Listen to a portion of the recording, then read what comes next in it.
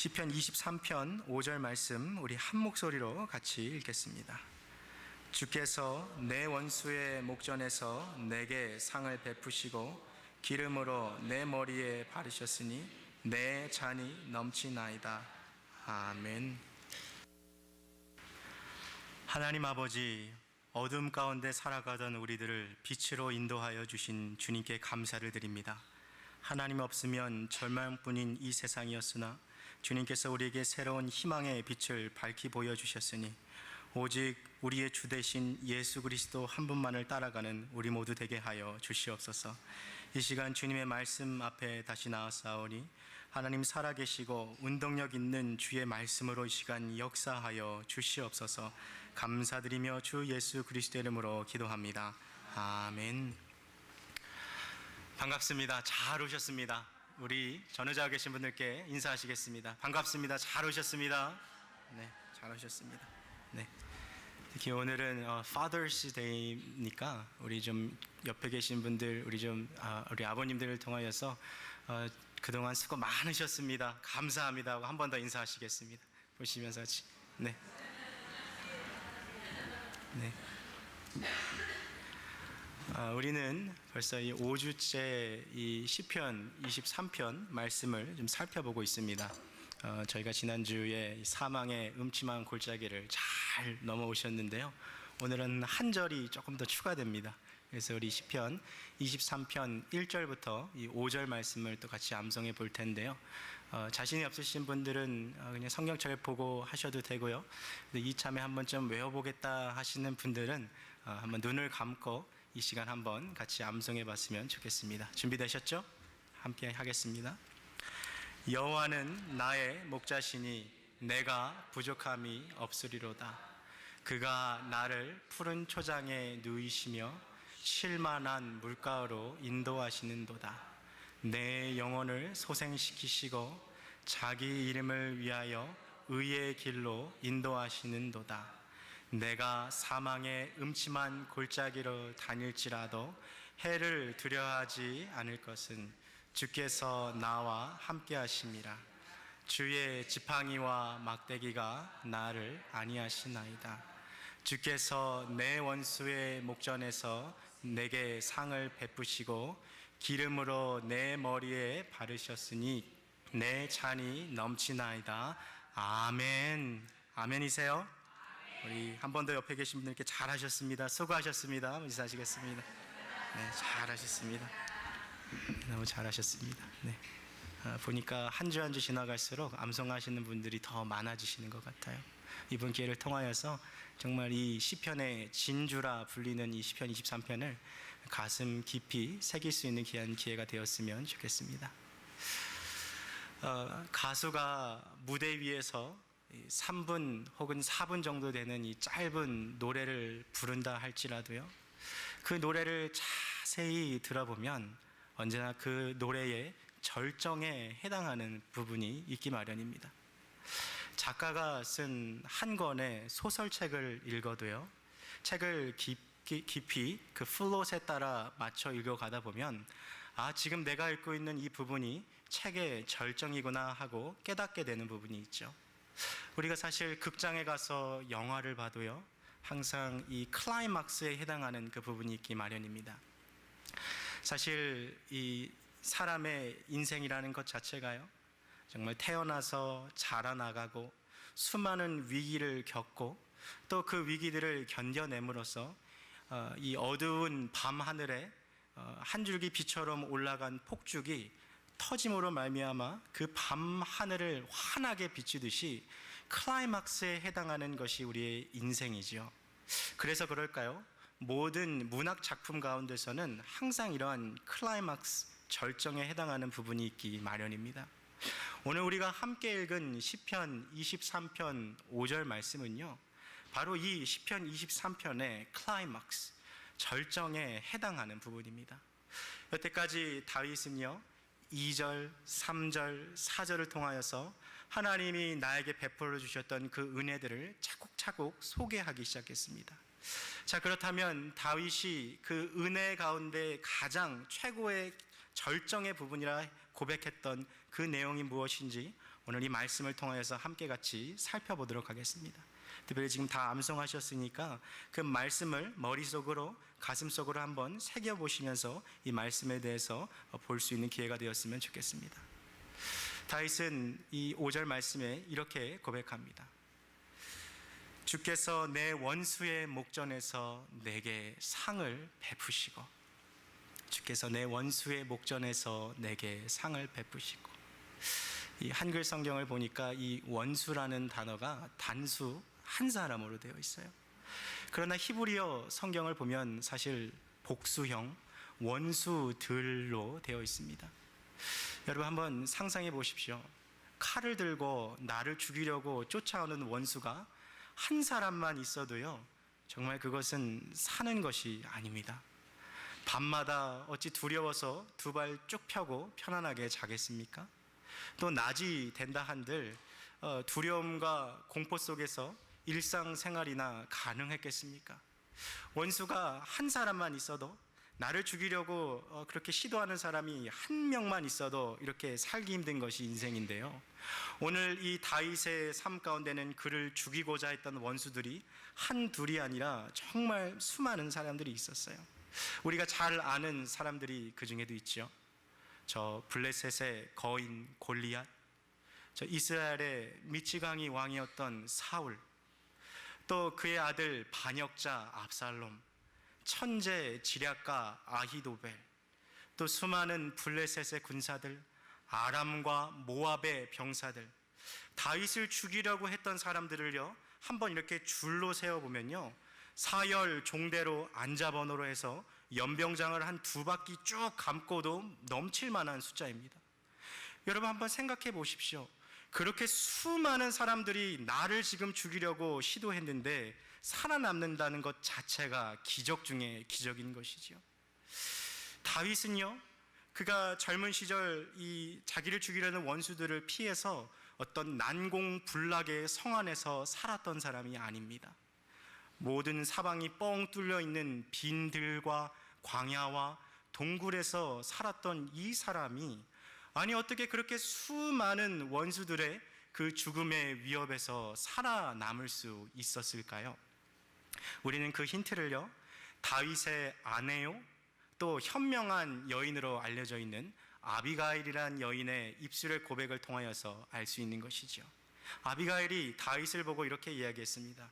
내 주여, 원수들이 당신의 목숨을 가져가기 위해서 당신을 쫓아간다 할지라도 하나님께서는 내 주의 목숨을 생명 보자기로 쌓아주셔서 그들이 결코 주의 생명을 가져갈 수 없습니다.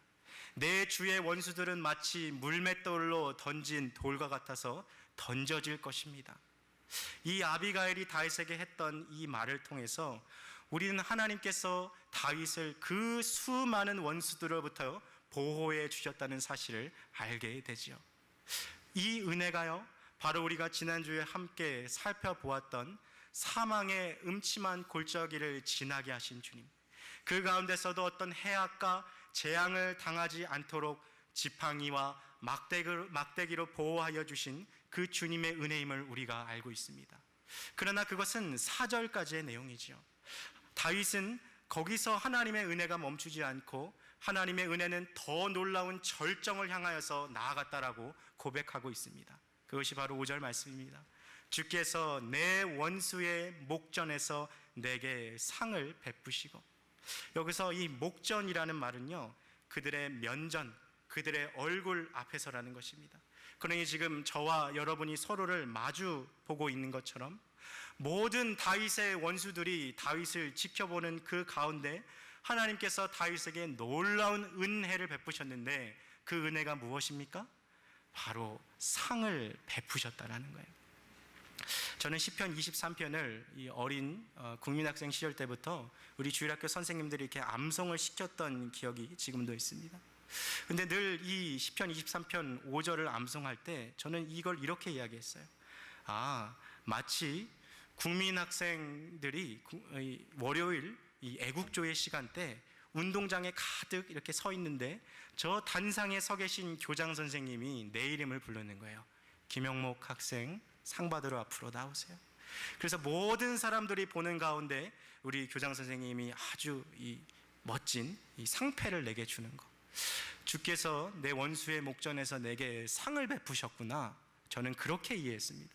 혹시 이 가운데서 저랑 이렇게 비슷하게 이해한 분이 계신지 모르겠어요. 그러나 사실은 이 이해는 잘못된 것이죠. 오늘 이 본문에서 말하고 있는 이 상이라는 것은요, 어떠한 상급, 어떠한 상장을 이야기하는 것이 아니라 우리가 쉽게 이야기하는 밥상입니다. 바로 식탁을 의미하는 거죠. 그래서 영어 성경을 갖고 계신 분들 보시면 You prepared a table, 식탁을 하나님께서 다윗에게 베풀어 주셨다는 거예요. 분명히 시편 23편의 5절은 이 시편의 클라이막스 부분입니다. 아니 그런데 어떻게 식탁, 밥상을 차려주시고 베풀어 주신 것이 이 은혜의 절정이 될 수 있을까요? 그것은 이 밥 먹는 식사의 문화에 대해서 우리가 조금 생각해 보면 그것을 좀 알 수 있습니다. 이 한국이요, 60년대 혹은 70년대 혹은 90년대까지도 저 이 시골 좀 동네에 내려가서 좀 지조 있는 집안들이 식사하시는 모습을 보면 좀 오늘날과는 좀 많이 다릅니다. 오늘이야 뭐 이렇게 핵가족화 되어서 이 한 가족 한 4-5사람이 같이 살지만 예전에는 정말 한 지붕 아래 정말 다세대가 함께 같이 살고 있었지요. 이 저녁 식사를 하는 풍경을 한번 생각해 보십시오. 이 부엌에 아궁이에 이 참나무 이 숯불을 넣어서 이 가마솥에 이 밥을 짓기 시작합니다. 그리고 이 밥 냄새가 진동할 즈음에 식사 시간이 되면 분명 한 지붕 아래 같이 사는 가족인데요, 밥상이 나뉘어지는 것을 보게 되죠. 가장 좋은 안방에서는요, 할아버지와 할머니와 큰아버지와 아버지, 이렇게 가장 큰 어르신들이 모여서 식사를 하시고, 조금 앞으로 나오면 거실에서 어머니와 고모와 삼촌들이 또 모여서 식사를 합니다.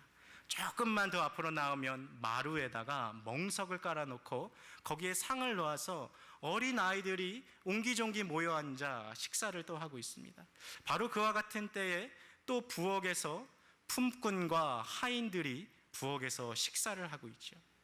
여러분, 한 상에서 같이 식사를 하고 밥을 먹는다라는 것은요, 사람에게 있어서 특별한 의미가 주어지는 것이죠.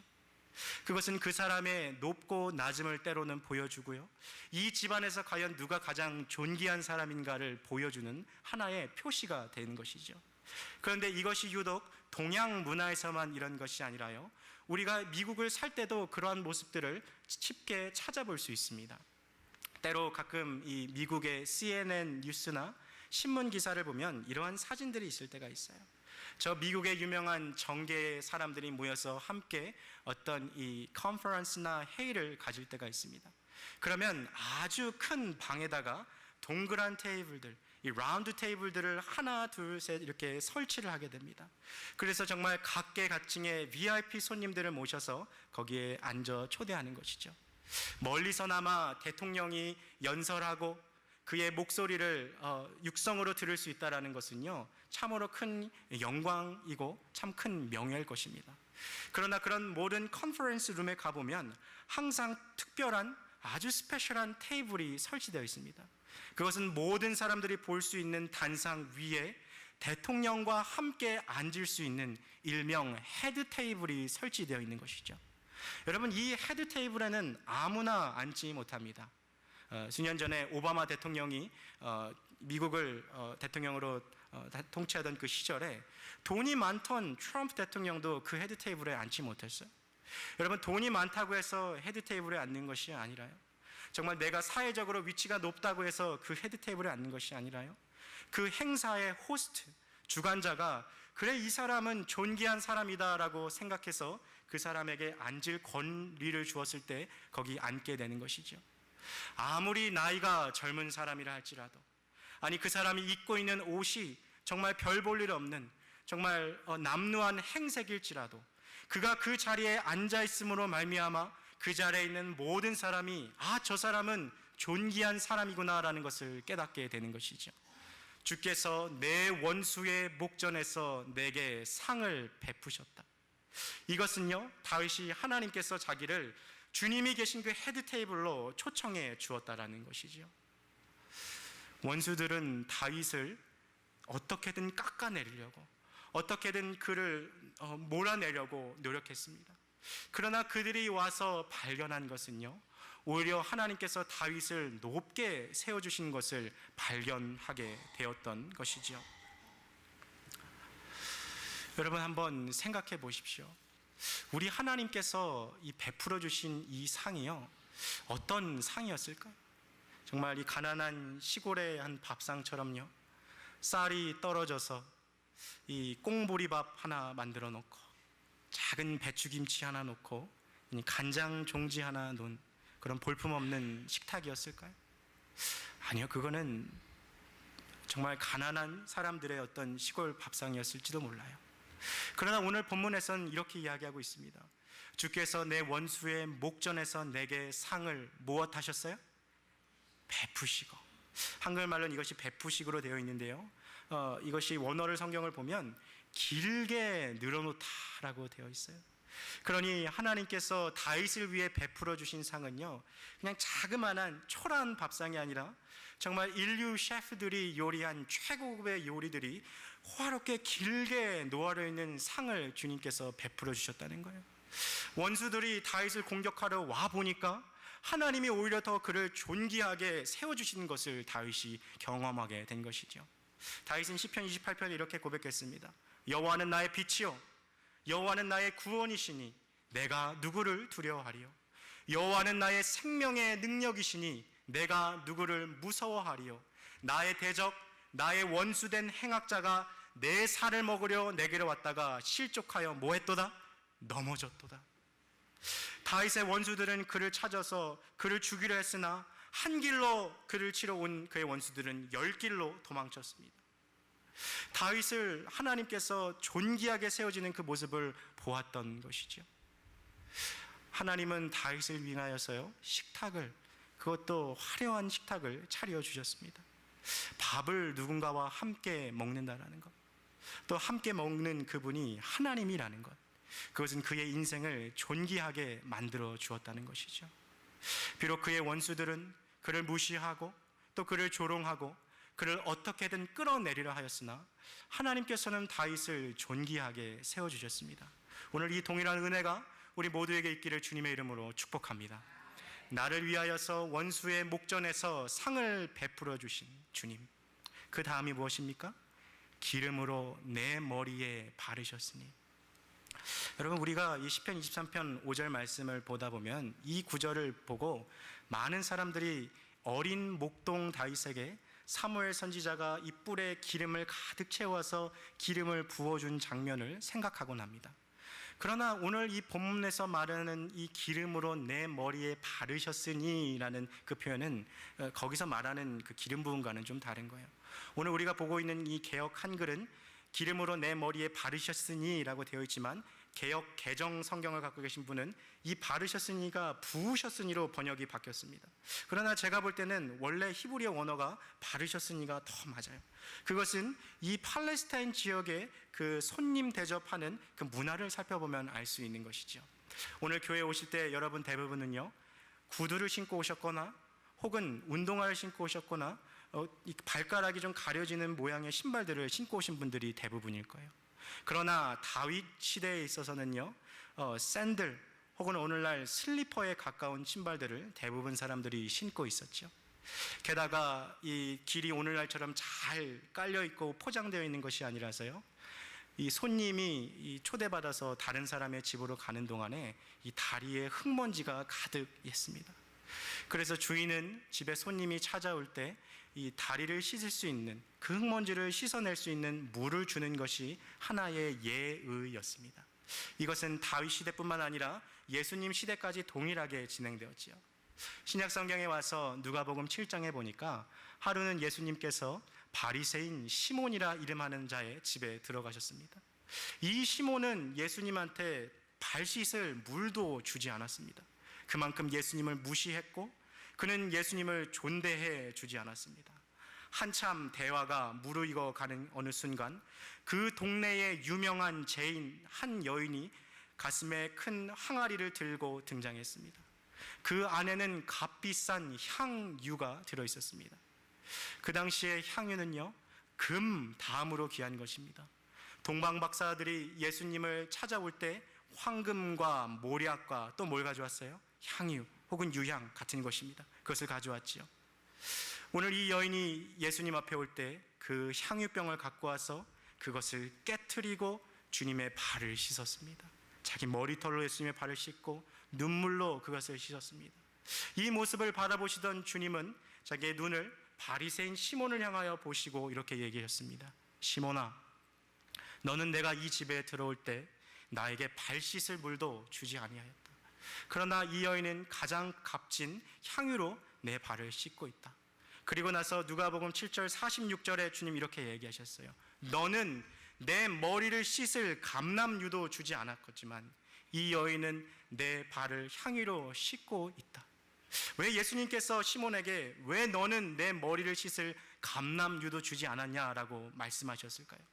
그것은 당시 이 팔레스타인의 손님 접대 문화의 한 단면을 알면 쉽게 알 수 있습니다. 예전에는요, 이 집에 정말 존귀한 손님, 귀한 VVIP 손님이 찾아올 때는요, 발을 씻을 물만 주는 것이 아니라요, 이 사람은 우리 집에 귀한 손님이라는 것을 예를 표하기 위해서요, 그 사람의 머리에 뭘 발라줬어요? 향유, 기름을 발라줬던 것이죠. 그래서 그 집을 오는 길 동안에 지친 마음들이 그 향내와 그 기름으로 리프레시 될 수 있도록 손님을 접대하는 것이 그 당시 문화였던 것이죠. 여러분, 오늘 교회 오실 때 어떤 분들은 이 향수를 뿌리고 오셨을 거예요. 오늘 우리가 쓰는 향수는요, 이 병에 잘 담아 있어서요, 오랜 시간 동안 사용할 수 있습니다. 그러나 이 고대 사회에서는요, 향유를 한번 깨트리면 그 유통기한이 길지 않아서 금방 그것을 사용해야 하는 것이죠. 또한 그 값진 향유를 아무에게나 쓰지 않았습니다. 정말로 존귀한 사람, 이 사람을 위해서라면 내가 값진 것도 내어줄 수 있다라는 그 존귀한 손님에게만 이 향유를 깨트려서 그의 머리에 기름을 발라주었던 것이죠. 오늘 다윗은 이렇게 고백했습니다. 주께서 원수들의 목전에서 내게 상을 베푸시고 기름으로 내 머리에 무엇하셨어요? 바르셨으니. 주님께서 나를 이 연회 가운데 존귀한 손님처럼 나를 여겨주셨다는 거예요. 여러분, 다윗의 인생을 한번 살펴보십시오. 우리는 다윗이요, 복을 받고 아주 평탄하게 살아간 사람일 거라 생각하지만 그만큼 인복이 없는 사람도 없었습니다. 그는 그의 부모로부터 무시당했어요. 아무도 없는 빈들에 나가서 양을 돌봐야 할 만큼 그들의 부모는 그를 알아주지 않았습니다. 그의 형제들도 전쟁터에 온 막내 동생 다윗을 보고 내가 여기 놀러 왔느냐 하고 그를 무시했습니다. 그가 젊은 날 사랑하여 결혼한 그의 아내는 하나님의 궤 앞에서 춤추는 다윗의 모습을 보며 그를 무시하고 멸시했습니다. 그의 아들도 아버지의 왕권을 인정할 수가 없어서 반역을 일으키며 아버지를 무시했고, 그의 수많은 부하들뿐만 아니라 수많은 원수들이 그를 깔보고 무시하고 비아냥거리며 어떻게 해서든 이 다윗을 깎아내기 위해서 그들이 다윗을 공격했던 것이죠. 이 수많은 사람들, 이 수많은 원수들이 둘러싸여 있는 그 상황이었으나, 그러나 하나님은 여전히 그 모든 원수들이 지켜보는 가운데 다윗을 위한 큰 상을 베풀어 주시고 그의 머리에 기름을 부어 주심으로 말미암아 다윗이 존귀한 자됨을 나타내 주셨던 것이죠. 여러분, 다윗도요, 잘 알고 있었어요. 자기 스스로 돌아보아도 내가 이만한 은혜를 받을 만한 자격이 없는 사람이라는 것을, 내가 잘하는 것이 없어서 남에게 무시받을 만큼 무엇 하나 뛰어난 것이 없는 사람이라는 것을 다윗 스스로도 잘 알고 있었습니다. 그러나 나의 목자 되신 그 주님께서 내 원수들의 면전에서 내게 상을 베푸시고 기름으로 내 머리에 바르심으로 말미암아 다윗의 고백이 무엇입니까? 내 잔이 무엇해요? 넘치나이다. 여러분, 다윗이 갖고 있던 잔이 어떤 잔이었을까요? 정말 이 소주 잔처럼 조그만 잔이었을까요? 아니면 이 와인을 마시는 그 글라스처럼 우리가 보는 그런 잔이었을까요? 이전에 팔레스타인에서 쓰였던, 오늘날 우리가 사용하는 그 와인 글라스보다 적어도 3-4배는 큰 잔이었습니다. 그 값비싼 포도주를 그 하나님께서 넘치도록 부어주고 계신 것이죠. 여러분, 우리 하나님은 인색하신 분이 아니세요. 우리 하나님은 정말 째째한 분도 아니십니다. 그분은 하늘문을 열고 우리에게 복을 부어주실 때 정말 폭포수처럼 넘치도록 부어주시는 하나님이십니다. 오늘 다윗에게 그 놀라운 복을 부어주신 분이 바로 목자 되시는 여호와 하나님이십니다.